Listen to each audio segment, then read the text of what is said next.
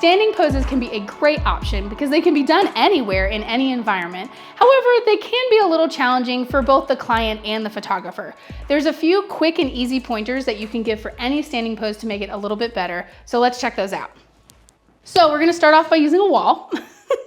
And we're gonna put our hands up on the wall, just cross them over a little bit. I don't really love this vibe. It looks like you're in trouble. So we're gonna come right here. And we're always gonna put our weight in the cheek that's closest to the camera. So since I'm gonna be standing over here, I'm gonna have you put all your weight in your left cheeky, and then we're trying to stick our booty all the way out with our head back. You ready? She is putting all the weight in the cheeky closest to the camera. She's got great back flexibility. We're gonna cross those hands over at the top. Perfect, gorgeous. And I'm gonna ask you to come up on both toes for me. There you go, perfect. We're gonna get a further away shot. Gorgeous.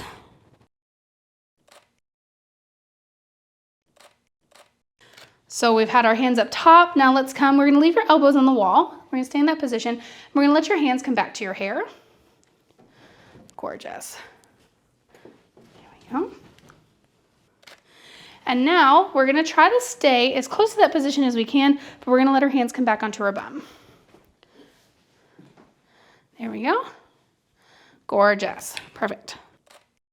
When we are doing our standing poses, we can not only play with where our hands are and what position our lower body is in, we can also experiment with how close or far away from a light source we are. So let's get really close to a light source and see how that dramatic lighting plays out. So I'm gonna have you stand right here for me, pretty close to that window, and you're gonna take your cheekies towards me. We're at like a 45-degree angle away from the window, and I'm gonna have you take a big step forward. I'm gonna have you put your hands up in your hair for me. Bend your left leg. Perfect, and stick that booty out with everything you got. Gorgeous. I believe in you. I want a little bit of space between her two pieces.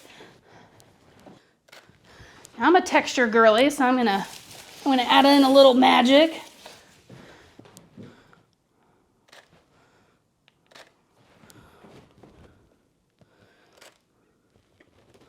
Perfect.